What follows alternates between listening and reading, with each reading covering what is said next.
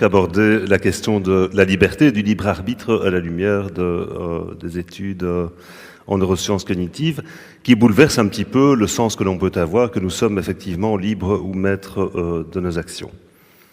Alors nous savons tous évidemment ce qu'est la liberté, c'est tout simplement la possibilité que nous avons de faire ce que l'on veut, de déterminer nos actions sur base de notre seule volonté, c'est ce qu'on appelle le libre arbitre. Mais il faut faire remarquer d'emblée une distinction subtile qui s'immisce entre la notion de libre arbitre et la notion correspondante dans la littérature anglo-saxonne qui est la notion de free will. Et en suivant en cela l'analyse que propose le philosophe Bernard Barchi, on peut distinguer donc raison et volonté ou une interprétation intellectualiste du concept de libre arbitre à une interprétation volontariste. L'interprétation intellectualiste met en exergue notre faculté d'être conscient des conséquences de nos actions et donc d'exercer notre intelligence quand nous faisons des choix, c'est-à-dire de mesurer les conséquences de nos actions. Et donc, cette capacité que nous avons d'exercer notre intelligence quand nous faisons des choix présuppose bien entendu l'existence de tels choix. Et donc, sans possibilité d'action, d'après cette interprétation, nous n'avons pas de liberté. L'interprétation volontariste par opposition met quant à elle en exergue le fait que nous sommes maîtres de notre volonté, grâce à laquelle nous pouvons surmonter nos désirs et donc agir librement sans être l'esclave de nos passions. Dans cette deuxième acception, l'exercice du libre arbitre présuppose donc l'existence d'une intention, d'une volonté capable de s'opposer aux contraintes dictées par les circonstances. Donc, sans volonté, pas de liberté non plus. Quelle que soit l'interprétation que l'on souhaite mettre en avant, il reste cependant, dans les deux cas, cette idée essentielle, une idée qui fonde la société moderne, que nous sommes capables de changer le cours des choses à partir de nos seules intentions. Or, ce n'est pas le cas pour tous les organismes. Considérons par exemple cette plante carnivore, la Dionée attrape-mouche, et on voit donc que le déplacement d'un insecte sur les feuilles de la plante anime des poils sensibles dont le mouvement déclenche ensuite, suivant des mécanismes électriques complexes et curieusement encore mal connus en biologie, la fermeture du piège, capturant ainsi l'insecte qui sera ensuite progressivement digéré. Alors, est-ce qu'on peut dire dans un tel cas que la plante est moralement responsable de la mort de l'insecte ? On peut certainement dire que la plante a causé la mort de l'insecte, mais il serait incorrect en l'occurrence de dire que la plante doit être tenue moralement responsable de la mort d'un insecte, c'est qu'elle n'aurait pas pu faire autrement. Et donc, le principe des possibilités alternatives s'applique ici.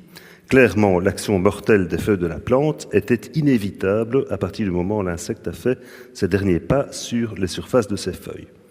La plante n'aurait pas pu, au dernier moment, par exemple, décider de laisser l'insecte en vie.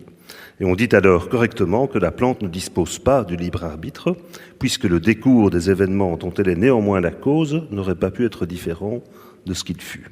Et on en dit d'ailleurs tout autant de ceux qui sont empêchés ou incapables d'exercer leur jugement, comme c'est le cas, encore que cela se discute, quand on est hypnotisé, quand on est sous l'emprise d'une passion incontrôlable, ou encore malade d'une affection cérébrale qui rend le contrôle de l'action impossible. Cette question de la responsabilité, c'est évidemment la question centrale qui se pose en droit. Alors, pour continuer en suivant Barchi, il propose l'argumentation suivante, qui est un petit peu complexe, mais qu'il vaut quand même la peine d'être décortiquée, et qui, n'est pas fort rassurant quant au statut de notre libre arbitre. Et donc, Barchi nous dit: si je suis moralement responsable d'une action A, c'est donc, en vertu du principe de possibilité alternative, que j'aurais pu ne pas faire A. J'aurais pu choisir de ne pas faire A. Or, si l'action A que je décide de faire dépend uniquement de l'état du monde E au moment précédent, alors on dira que A était inévitable, exactement comme c'était le cas dans le cas de la plante. Mais si A est inévitable, c'est bien que je n'aurais pas pu faire autre chose que ce que j'ai fait, A, et donc je suis responsable de mon action uniquement quand cette action A ne dépend pas que de l'état du monde au moment précédent. L'action A ne dépend pas uniquement de E, que si elle dépend aussi d'un pouvoir causal qui n'est pas déterminé par E, parce que sinon elle dépendrait intégralement de l'état du monde au moment précédent, et le libre arbitre est précisément un tel pouvoir causal. Donc on ne dira correctement que je ne suis moralement responsable de mon action A que si je possède le libre arbitre. Mais le problème, nous dit Barchi, que vous voyez ici, c'est que tout ce que nous savons de la physique contemporaine exclut le libre arbitre. Et le seul moyen de conserver ce dernier serait alors de nier la vérité de la physique actuelle, ce qui est un prix plutôt élevé à payer, comme il le fait remarquer. Donc, soit je considère que je ne dispose pas du libre arbitre en admettant que l'univers est entièrement déterministe, mais à ce moment-là, je renonce à cette capacité que je semble avoir d'être justement maître de mes actions. Soit j'accepte que je suis bel et bien maître de mes actions, mais alors je dois payer le prix d'attribuer à la liberté que j'ai de choisir mes propres actions des pouvoirs causaux qui ne dépendent pas intégralement de l'état du monde au moment précédent.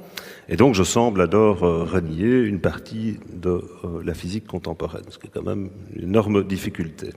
Et c'est un dilemme auquel je suis sûr que Christelle Lapourchot reviendra, mais qui est toujours d'actualité, d'autant plus que les physiciens eux-mêmes ne sont pas d'accord par ce qu'il s'agit exactement de comprendre par déterminisme en matière de physique.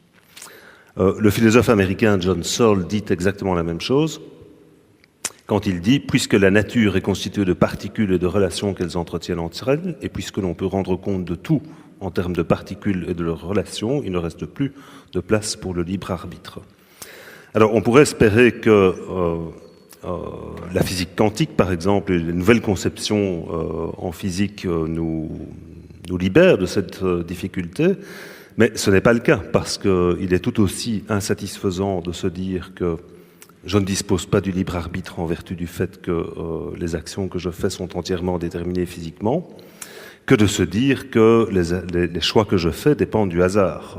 Donc on n'a toujours pas plus de liberté. Donc on oscille quelque part entre le hasard et la nécessité sans trouver de résolution satisfaisante. Et les philosophes que Christelle abordera par la suite ont abondamment exploré ces questions. Et donc il y a d'ailleurs un fouillis assez complexe du point de vue conceptuel en termes de posture ou de position que l'on peut adopter par rapport justement à la question de savoir si nos actions sont déterminées ou pas. Alors Barchi continue son travail toujours, ou son analyse, en proposant, en se positionnant dans ce fouillis de positions philosophiques, en adoptant ce qu'il appelle une forme de compatibilisme déflationné, c'est-à-dire qu'il explique qu'il existe deux plans ainsi que deux concepts de responsabilité et de liberté. Sur l'un de ces plans se joue l'examen de la question du libre arbitre et du déterminisme physique, et donc ça c'est une question métaphysique. Sur l'autre sont à l'œuvre les différents déterminismes, dont le déterminisme neuronal, c'est-à-dire l'idée que nos états mentaux sont intégralement causés par l'activité du cerveau. Alors, il y a de très très nombreux exemples de déterminismes sociaux, par exemple, mais aussi de déterminismes qui sont liés aux contraintes qu'impose notre corps sur notre vie mentale. Voici deux exemples parlants de ces déterminismes.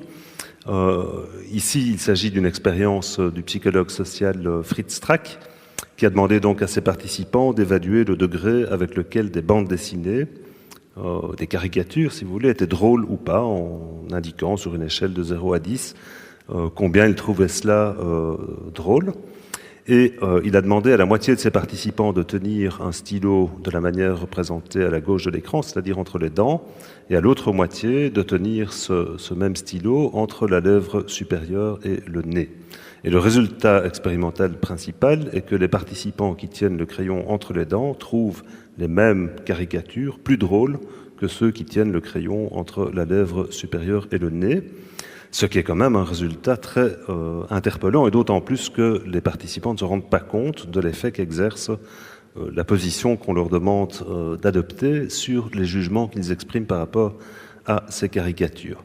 Alors, Strack explique cet effet expérimental par son hypothèse du feedback facial, à savoir l'idée que l'état de votre système moteur influence le sentiment que vous avez, votre vie mentale donc, par un mécanisme qui, en l'occurrence, consiste à l'influence qu'exerce la configuration de vos muscles faciaux, qui sont induits, ou plutôt qui se trouvent dans la position qu'ils ont, ces muscles faciaux, quand on sourit ou quand on rit, comme à gauche donc, ou au contraire dans la position qu'ils ont quand on exprime le dégoût à droite. Okay, donc on induit une configuration particulière des muscles de mon visage, soit celle qui correspond à un état de bonheur ou empreint d'humour, soit un état empreint de dégoût, et l'état de ce système moteur influence alors la perception que j'ai des stimuli. Et donc ça renverse un petit peu l'idée que l'on se fait que la perception précède toujours l'action. Ici, on a un effet qui s'inscrit dans le domaine moteur et qui a en retour un effet sur l'impression que j'ai donc du jugement. Mais donc, il s'agit là d'une forme de déterminisme dont les sujets n'ont pas conscience. Donc, les jugements qu'ils forment sont influencés par l'état de leur système moteur. Alors ici, il y a une deuxième expérience qui est aussi une très très belle expérience que l'on doit aussi à des psychologues sociaux, qui prend place dans la cuisine d'un laboratoire. Tous les laboratoires de psychologie expérimentale ont une cuisine dans laquelle on trouve un frigo, une machine à café, un lave-vaisselle, si tout va bien. Et à côté de la machine à café, en l'occurrence dans ce laboratoire-ci, il y a un panier dans lequel on peut déposer une pièce de monnaie pour permettre au staff de racheter du café pour la semaine prochaine, mais c'est sur une base volontaire. Les gens ont le choix de déposer une pièce de monnaie ou pas. Mais bien entendu, on s'attend à ce qu'ils déposent une pièce de monnaie quand ils prennent un café. Alors ce que les chercheurs ont manipulé ici, c'est la photo que l'on trouve sur le frigo, sur la porte du frigo.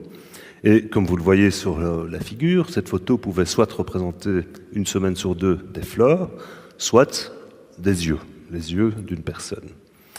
Et la mesure dépendante est formidable puisqu'il s'agit tout simplement de combien d'argent on trouve dans le panier à la fin de la semaine. Et comme le graphe le montre très clairement, vous voyez que chaque semaine où il y a des yeux sur le frigo, il y a plus d'argent dans le panier. Alors pourquoi y a-t-il plus d'argent dans le panier ?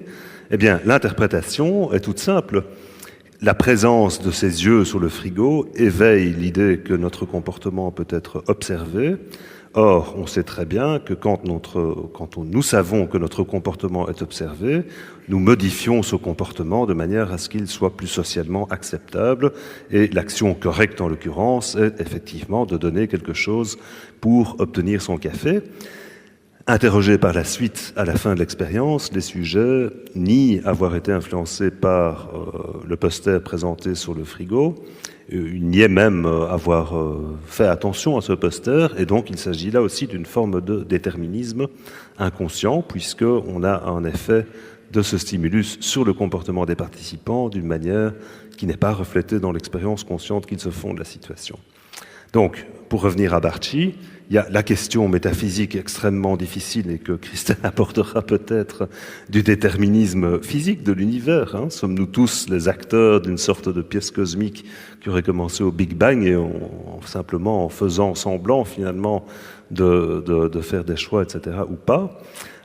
Mais ça, c'est une question que Barchi décrit comme étant séparée de la question des nombreux déterminismes qui influencent les choix que nous faisons, et donc la liberté dont nous avons le sentiment de disposer. Alors, dans ce contexte, que nous disent les recherches en neurosciences ? Il y a ce vieux problème des rapports entre le corps et l'esprit, évidemment. Pour résumer très rapidement l'état aujourd'hui des travaux dans le domaine des neurosciences cognitives, nous savons énormément de choses et de plus en plus chaque semaine à propos de la manière dont l'activité du cerveau produit le comportement. Et à l'inverse, on ne sait quasiment rien des mécanismes neuraux qui donnent lieu à l'expérience consciente que nous avons du monde. On n'a aucune idée de la manière, il n'y a personne qui a proposé une idée ou une théorie ou des données expérimentales qui convainquent tout le monde quant à la manière dont l'activité du cerveau s'accompagne d'une expérience subjective, ni de la raison pour laquelle d'ailleurs l'activité de ce cerveau s'accompagne d'une expérience subjective. Et donc on parle d'un fossé explicatif justement pour refléter le fait que nous n'avons pas une bonne idée précise de la manière dont l'activité du cerveau produit l'expérience subjective. Ceci étant dit, si on parle de psychologie naïve, disons, nous avons tous l'impression que c'est notre conscience, justement, du monde qui guide l'activité de notre cerveau. Je pense qu'on conçoit notre cerveau comme une sorte d'organe exécutif, si vous voulez. Donc, je forme des intentions qui sont alors traduites par l'activation de certains circuits neuraux qui mènent alors à des actions particulières. Mais en réalité, toutes les données dans le domaine des neurosciences suggèrent que c'est plutôt l'inverse. À partir du moment où l'on adopte une perspective matérialiste sur les rapports entre le cœur et l'esprit, et pour revenir à l'analyse de Barchi, qui faisait clairement appel, qui indiquait clairement que si nous disposons du libre arbitre tel qu'on conçoit ce libre arbitre, il faudrait alors que ce libre arbitre soit une force causale indépendante de la physique, ce qui est impossible ou très difficile à accepter. Donc, pour autant qu'on s'inscrit dans une perspective matérialiste, il faut évidemment admettre que tout ce qui se passe dans notre esprit est intégralement causé par l'activité du cerveau. Donc, l'activité mentale est intégralement causée par l'activité de notre cerveau. C'est une question à laquelle, bien entendu, les philosophes eux-mêmes ont réfléchi abondamment. Donc, il y a en particulier les travaux de Jaegon Kim qui ont mis en exergue comment nous faisons le lien entre un état mental numéro 1, si vous voulez, je vois le visage d'un ami dans la rue, et une action qui suit cet état mental numéro 1, je lui donne un coup de fil, en faisant remarquer que si on accepte les prémices ou l'idée, disons, que l'activité mentale est intégralement causée par l'activité du cerveau, alors je vais pouvoir réduire chacun de ces états mentaux à un état cérébral. Et donc cet état mental, la perception consciente que j'ai du visage de mon ami dans la rue est intégralement causée par l'activation de différents circuits neuraux dans mon cerveau à un moment donné.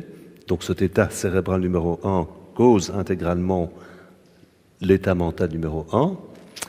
Et de la même manière, l'état mental numéro 2, mon action d'appeler cet ami au téléphone par la suite, est elle aussi intégralement causée par un état cérébral numéro 2.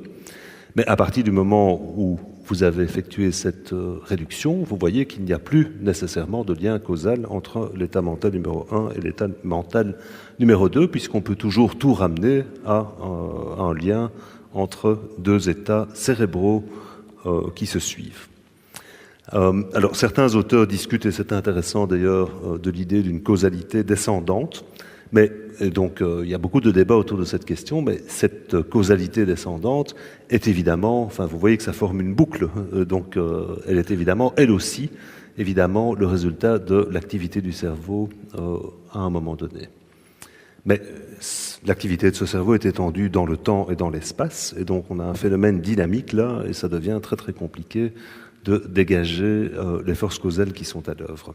Mais donc tout ceci motive la position, par exemple, du psychologue Daniel Wegner, qui a écrit cet ouvrage que Christelle évoquera aussi, qui s'appelle « L'illusion de la volonté consciente », « The Illusion of Conscious Will », dans lequel il défend précisément l'idée que je viens d'exposer de Kim, à savoir que quand nous faisons l'expérience de la volonté consciente, nous établissons un lien entre une intention et une action, par exemple, mais, nous dit Wegner, ce lien n'est qu'une illusion, puisque tant l'intention que l'action qui suit cette intention sont tous deux causés par des causes inconscientes qui trouvent leur origine dans l'activité du cerveau.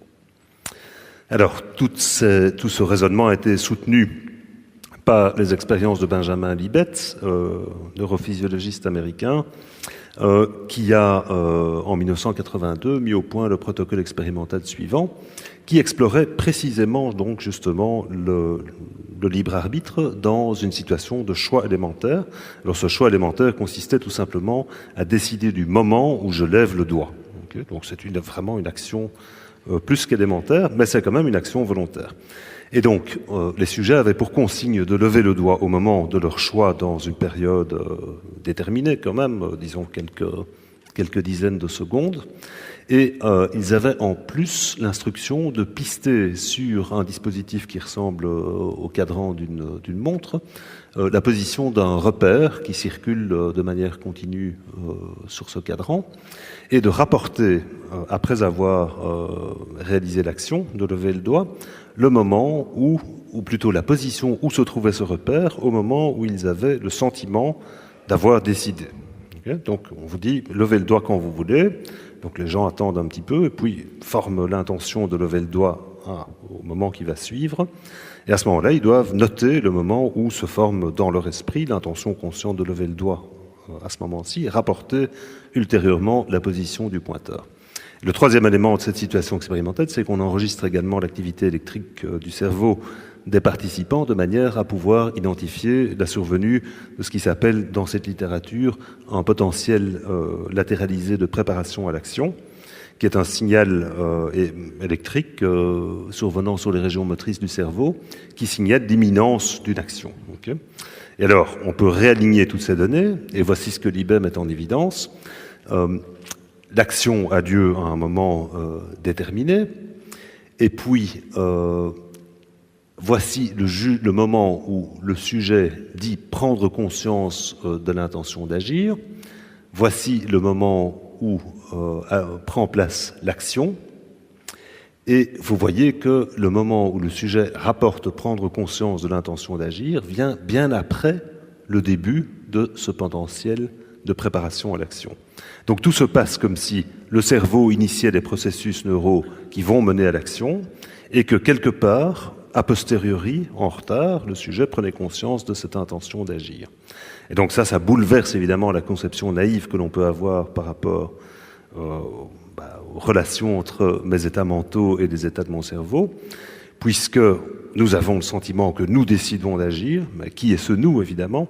Ça, c'est la question qui se pose. Nous décidons d'agir, et ensuite le cerveau met en branle les mécanismes neuraux qui vont mener à l'action.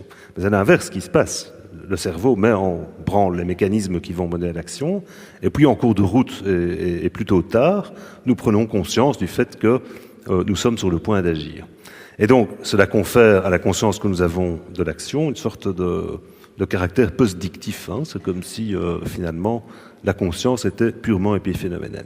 Alors, on peut critiquer ces expériences de toute une série de manières très intéressantes, mais qui sont aussi fort techniques et donc je ne vais pas rentrer dedans. La critique la plus importante, qui est assez récente, en fait, c'est qu'il n'y a aucun signal qui a la forme de ce potentiel de préparation à l'action dans le cerveau. Donc en fait, la forme de cette courbe ici, et en particulier son extension temporelle, est un artefact qui provient de la manière dont on moyenne différents essais, afin justement de pouvoir représenter graphiquement ce potentiel d'action. Mais en fait, ce qui se passe plutôt, c'est qu'on a une onde, effectivement, mais qui circule dans une bande très étroite autour d'un seuil. Voilà, je ne vais pas rentrer dans davantage de détails. Alors, cette expérience, si elle peut être critiquée, a aussi été répliquée, et donc il y a notamment cette étude par Sloan et collaborateurs, qui date d'il y a quelques années, dans laquelle, cette fois-ci, le sujet est confronté à une situation de choix. Donc il a le choix, cette fois-ci, entre pousser à gauche ou pousser à droite. Et pour le reste, on suit le même protocole que celui de l'expérience de Libet, à part qu'on enregistre l'activité cérébrale grâce à l'imagerie fonctionnelle par résonance magnétique, qui permet d'obtenir des images du cerveau. Et de la même manière que dans l'expérience de Libet, le sujet doit rapporter quelle lettre se trouve à l'écran qu'il peut percevoir alors qu'il est dans le scanner, au moment où il prend conscience de son choix, c'est-à-dire vais-je pousser à gauche ou à droite. Et il doit rapporter cette lettre à la suite de l'essai, ce qui permet de nouveau de réaligner les différentes données. Et via des méthodes computationnelles sophistiquées, on peut alors analyser l'activité du cerveau de manière à essayer de prédire quelle est la décision que le sujet va prendre avant même qu'il ne prenne conscience lui-même, si vous voulez, de l'intention qu'il a de pousser à gauche ou à droite. Et pour faire court, disons, les auteurs trouvent ainsi qu'il est possible, en analysant l'activité de certaines régions orbitofrontales, donc à l'avant du crâne, de prédire jusqu'à 7 secondes avant que le sujet rapporte lui-même prendre conscience de la décision qu'il a prise, quelle décision il va prendre, avec un taux de réussite qui avoisine je pense, les 60 ou 70%. Donc c'est pas parfait, mais enfin c'est quand même assez impressionnant. Et donc on est bien au-delà des quelques centaines de millisecondes de libet. Ici on est à 7 secondes. Okay, donc 7 secondes avant que vous ne preniez conscience du fait que vous allez pousser à gauche ou à droite, l'expérimentateur peut, en analysant l'activité de votre cerveau, déterminer, à raison d'un taux de succès qui tourne autour de 60-70%, si vous allez effectivement pousser à gauche ou à droite. Alors, sommes-nous libres? Ce sont des expériences qui remettent évidemment en cause l'idée que l'on se fait de la liberté. Bon, ça pose aussi une série de questions évidemment très compliquées. Si vous voyez ce qu'on appelle une analyse en flux de causalité de la situation politique en Afghanistan, mais on pourrait tout aussi bien parler de l'activité du cerveau, et vous voyez que ça devient tout de suite très très compliqué de faire la part des choses. Il y a des causes distales, proximales, etc. Et donc il y a des études qui montrent aussi d'ailleurs que je peux très bien prédire le succès à l'université d'enfants à partir de tests qu'on leur fait passer à 4 ans. Par ailleurs, on est très étonné par ces résultats, mais nous sommes en fait tous des psychologues, dans le sens où nous sommes tous assez bien capables de prédire ce que vont faire ou les choix que vont faire les personnes que je connais bien, finalement. Donc, ma fille est végétarienne, je sais très bien que si je lui propose un steak ou des brocolis, elle choisira les brocolis. Je connais les goûts cinématographiques ou littéraires de nombreux de mes amis. Et donc, je peux prédire, en fait, sous base de données psychologiques plutôt que de données cérébrales, assez bien, disons, sur base de données psychologiques, ce que vont faire les personnes que je connais. Donc peut-être qu'on ne devrait pas être tellement surpris que ça, finalement, de tels résultats. Bon, par ailleurs, les croyances que nous entretenons par rapport à la question de savoir si notre activité mentale est entièrement déterminée par l'activité du cerveau, ou pas, influencent également les choix que nous faisons.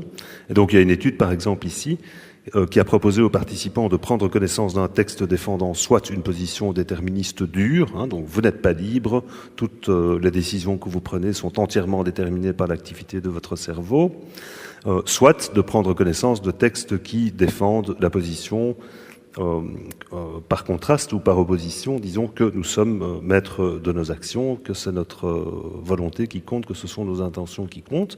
Et ils les ont ensuite placés dans une situation dans laquelle ils devaient résoudre des problèmes mathématiques. Et en feignant d'avoir une urgence, l'expérimentateur quitte alors la salle et dit aux sujets qu'ils peuvent terminer la situation par eux-mêmes, en corrigeant eux-mêmes leurs réponses. Et il se trouve que les réponses correctes étaient récompensées par une compensation monétaire. Et alors, l'expérimentateur revient ensuite et on examine ce qui s'est passé. Et ce que l'on trouve, c'est que les sujets à qui on a fait lire des textes qui défendent le déterminisme ont saisi l'occasion de tricher davantage que ceux à qui on a fait lire des textes défendant le libre arbitre. Okay, donc ceux-là, puisqu'ils sont seuls dans la pièce, ils trichent, et donc ils s'attribuent plus de réponses correctes qu'ils n'en ont fourni en réalité. Et donc, il se trouve ainsi récompensé. Il se trouve ainsi récompensé davantage. Donc, c'est assez étonnant quand même comme résultat, puisque les croyances que nous avons dans le fait que nous sommes déterminés ou pas semblent influencer notre comportement. Il y a aussi un biais, je vais aller très très vite, qu'on appelle le biais d'autocomplaisance, qui se rapporte aux attributions que nous faisons, soit par rapport à soi-même, soit par rapport à autrui. Donc, si par exemple j'ai un succès, je réussis un examen, j'obtiens un poste, j'attribuerai ce succès à des facteurs internes qui dépendent de ma propre volonté, alors que si quelqu'un d'autre réussit, j'aurais tendance à attribuer cette réussite à des facteurs externes. Donc si lui a réussi son examen, c'est parce qu'il a eu de la chance. Si moi je réussis mon examen, c'est parce que j'ai beaucoup travaillé. Et l'inverse vaut pour les échecs. Et donc notre sens de liberté, nos attributions de liberté, disons, dépend également de la situation sociale. Alors, tout ceci a l'air de suggérer que ce qui se passe dans notre esprit dépend exclusivement, ne dépend que de l'activité du cerveau. C'est d'ailleurs la position que des auteurs comme Jean-Pierre Changeux, Joe Ledoux ou Dan Wegner ont défendue. Mais on oublie ici, et donc ça peut paraître très désenchanté, un petit peu déprimant, mais on oublie ici que l'activité du cerveau n'est elle-même rien d'autre que le résultat d'une vie entière d'expérience avec le monde et avec les autres. Nous apprenons tout le temps, qu'on le veuille ou pas, chaque expérience laisse une trace neuronale. Les souvenirs que vous aurez de cet après-midi seront des souvenirs en vertu de leur inscription biologique, et donc notre cerveau est un organe fondamentalement plastique. On trouve des tas de données qui montrent que le cerveau est un organe fondamentalement plastique. En voici un exemple. Donc on trouve, en enregistrant l'activité de neurones individuels dans le cerveau d'un patient en attente d'une chirurgie pour traiter une épilepsie, des neurones qui sont exclusivement actifs quand on présente au patient une photographie de l'actrice américaine Halle Berry. Donc on trouve un neurone dans le cerveau d'un de ces patients qui ne s'active que quand le patient voit une photographie de l'actrice américaine Halle Berry. Donc ce patient a dans son cerveau un neurone dont la seule fonction semble être de reconnaître ou de s'activer en présence de l'actrice américaine Halle Berry, ce qui est bien une démonstration de l'inscription biologique que les faits culturels, enfin si on peut parler de culture ici, que les faits culturels exercent sur notre perception du monde. Et donc votre cerveau, c'est votre cerveau. C'est un acteur en interaction constante avec le monde, avec les autres, avec lui-même, parce que chaque expérience y laisse une trace. Ce cerveau n'est pas n'importe quel cerveau, ce n'est pas cet organe exécutif, disons, que l'on imagine, c'est votre cerveau modifié qu'il a été par la trajectoire particulière que vous avez suivi dans l'existence. Et donc, si l'on considère cette réalité de la plasticité cérébrale, on ne perd rien d'important à considérer que la liberté dont on dispose est une liberté biologique plutôt qu'une liberté psychologique. Et c'est exactement ce que dit, et je terminerai là-dessus, le philosophe américain Dan Dennett quand il défend l'idée que le libre arbitre, paradoxalement, ne serait compatible qu'avec un univers déterministe. Dennett dit « La liberté est la capacité que nous avons à réaliser ce qui a de la valeur dans diverses circonstances. C'est la capacité que nous avons de faire des choix intelligents, des choix informés par l'expérience. Paradoxalement, le libre arbitre n'est compatible qu'avec un univers déterministe, c'est-à-dire un univers dans lequel on peut prédire les conséquences de nos actions et donc apprendre quelque chose à propos des actions qui mènent à des résultats qui ont de la valeur pour nous. Ce qui ne serait pas possible si l'univers était complètement imprédictible. Okay ? Donc, paradoxalement, l'exercice que nous avons de la liberté semble dépendre de notre existence dans un univers déterministe. Donc, nous ne sommes pas libres de violer les lois de la physique. On a tous le sentiment que je peux changer d'avis au dernier moment, que j'aurais pu faire autrement, mais en réalité, non, sans doute pas. Et donc ça, c'est une illusion. Mais nous sommes libres de faire des choix intelligents, ce qui, comme le dit Dennett, n'est paradoxalement possible que dans un univers déterministe. Cette liberté, c'est une liberté biologique. Je ne suis rien d'autre que l'activité de mon cerveau en interaction avec le monde et les autres. Il n'y a pas donc de deus ex machina ou d'âme, si vous voulez. Il faut tout simplement croire en l'homme et en ses capacités de progresser, c'est-à-dire mettre l'action, comme on l'évoquait dans le débat hier, sur l'éducation. L'ignorance est une prison. Nous ne sommes pas tous aussi libres. Plus nous sommes conscients, disons, des possibilités d'action que nous avons, plus nous aurons le sentiment d'être capables d'exercer notre libre arbitre. Et sur ceci, je vous remercie.